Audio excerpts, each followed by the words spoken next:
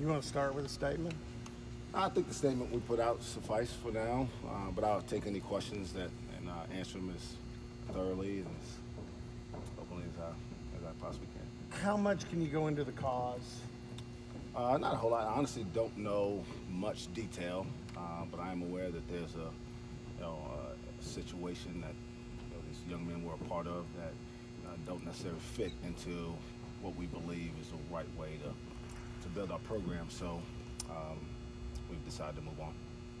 Was it one incident involving all three, to the best of your understanding? To the best of my understanding, here, this most recent incident involved all three of them to a certain degree. Don't know a lot of details, so I don't want to talk too specific.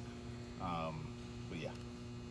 You recruit these guys, you want to see them do well and everything. What's it like to have to let them go, kind of the way you... I mean, these days aren't fun. Certainly, I care a great deal about these young men, and I want to see them all have success. We try to push them, and we try to talk about things that are really relevant to life, that give them a chance. And they don't always necessarily make great decisions, and when they don't, there's consequences to that. Mike, when did you kind of become aware of this incident, and when did you make the decision to let the three of them go? So, in terms of the incident itself, there was some kind of noise about something that may have happened, but it was very, very cloudy on details. And I never want to make a rush to judgment. I want to make sure I have as much information as I can before I make a decision. And that would have been late last week.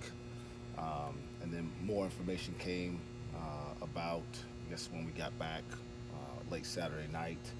And we moved forward from there, and then more information more recently last night. Okay. Is this the same incident that kept Kent out against Baylor? It's related. Again, I don't know exactly everything that happened, so I don't want to speak ahead of the situation. I think it's still kind of being looked into, but I have enough information now to have made the decision that I made at this point. Obviously, two of these guys were playing quite a bit. Mo a little more lately. And from just a pure numbers standpoint, this is pretty drastic for a basketball team. Yeah, I mean... What are you going to do? I mean, I guess the question is, what are you trying to do? Practice alone? Yeah, I mean, there's certainly some adjustments we've got to make from a basketball standpoint. But, every decision I make is with a big picture in mind. This isn't just about basketball. This is about education. This is about doing things the right way and in a way that's representative of a lot of people who care about this program and this university. And, my responsibility goes greater than trying to win a game in Ames on Saturday. And I'm going to always be committed to that as much as I possibly can. How much does this set the tone for the program? I don't know what kind of tone it sets. I mean, certainly not a good one. But, this won't define us. I mean, there's been a lot of good moments in this program's history. There's been some not so good moments. This is one of the not so good moments. And, it's one that together with the remaining guys, with the staff, we'll be able to, deal with, move on, and figure out how to be best with what we have moving forward. Not trying to be trite, but you make a point of you never quit recruiting, and I guess that's a good stance because now you'll have some more recruiting to do. Yeah, we always have more recruiting to do, and in this situation, kind of changes things for now. But we don't know how it's going to turn out. I mean, this is all still fresh, and so there's always opportunities to enhance or improve the roster, no matter what the situation is. And yeah, but it is the reason you always stay in tune with recruiting because you can't anticipate everything, and here we are. Mike, these three players and Mike Cunningham last week are four guys that you brought in. Does this change the way you think about how you try to evaluate guys' character and recruiting and things like that? I mean, I don't know about change. We feel pretty comfortable with how we recruit, the type of questions we ask. But to say that I feel like, we do things always the right way, I mean, I feel like we have a good system in place, and we try to get as much information, but you can't predict everything. I mean, and sometimes kids make tough choices, and unfortunately, they're not all public, right? And some things are dealt with behind the scenes, but when they are, we deal with them. And we deal with them when they're not public just the same. It's just you guys don't always hear about it. So We'll continue to recruit aggressively, thoroughly, and try to be as efficient as we can to make sure that our rosters has more fluidity from year to year. How difficult is that to know everything in the recruiting process? I mean, it's a challenge, but I don't know if it's a different challenge for us than for anybody else. And so we just have to make sure we're doing as much as we can. I do think our staff does a good job of finding out as much information as we can. You never know everything, and then, you know, when things come up, it's really about more so how you deal with them in that moment. And so we want to know everything, we don't, and then you got to figure out how to deal with things as they come up when you deal with them. Mike, when the players who are in the locker room now, when you told them about the situation, I mean, 4 players in 2 weeks losing death, what was kind of their reaction to this recent batch of news? I don't want to speak for them. I mean, to say that they weren't kind of thrown off a little bit, because, again, I'm not sure how much people know. I don't know what's out there. I haven't done a whole lot of research on it myself, but there's not a whole lot of people left in there.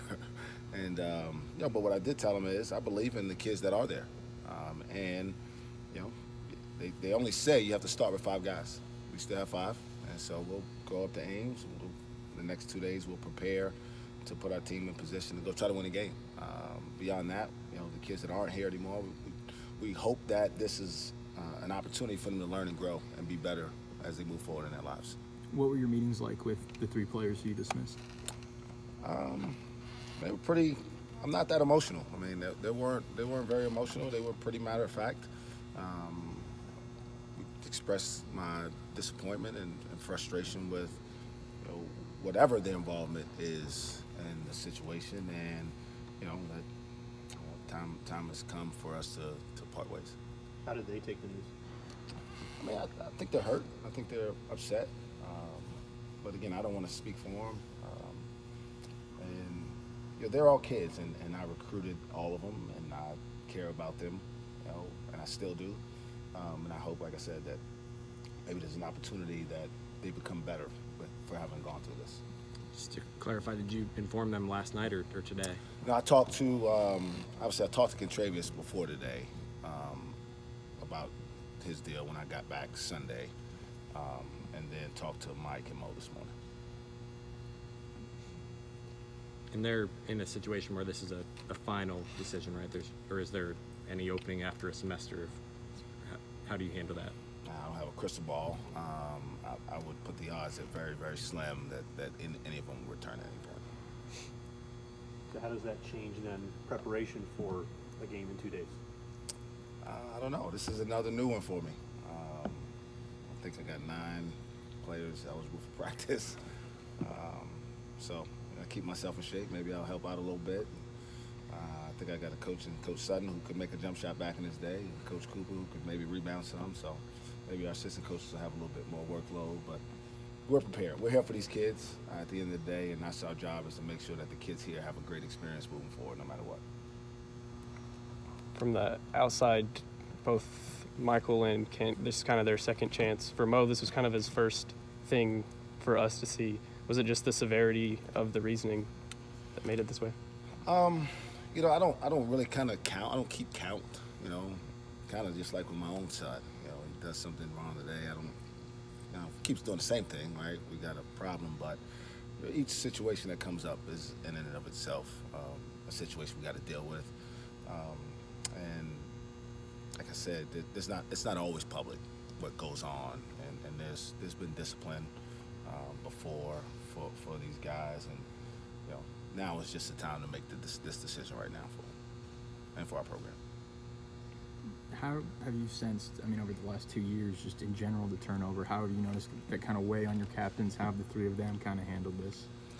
Yeah, those guys, man, they're probably 3 of the most resilient people I've ever been around. I mean, when you consider all that they've been through, from, you know, I recruited both Thomas and Lindy at Stephen F. Austin before they signed here with Travis Ford. And I knew Cam because I recruited in Texas quite a bit.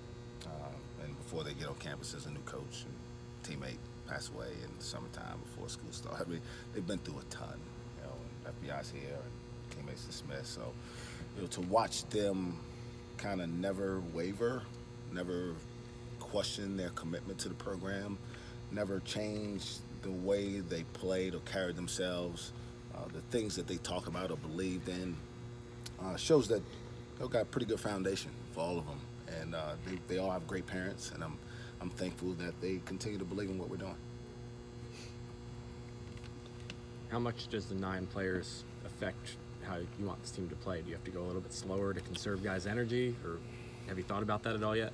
Is there something smaller than micro? We talked about that last week, right? And so there's more management probably now, and here's what I'll tell you what we're gonna do. We're gonna come out with practice. We're gonna try to enjoy the opportunity to still do this, and when we have a chance to play, we're gonna try to win that game, and whatever that means it takes. If we need to play faster, and that means if we need to play faster Saturday, and that means we don't have as much legs on Wednesday, I'll figure that out on Wednesday. But if we need to play slower and guys are tired or foul trouble or whatever it is, we'll deal with it as it comes up. You guys get your best crowd of the season on Monday. Do you worry at all about maybe the fan perception, the fan fallout to a situation like this? I'm very sensitive to how our fans feel about our program. There's no question. This is their program. They deserve to see a product that they feel good about. They also deserve to have young men out there in the uniform that they know are about the right things. And so that's what's most important to me right now.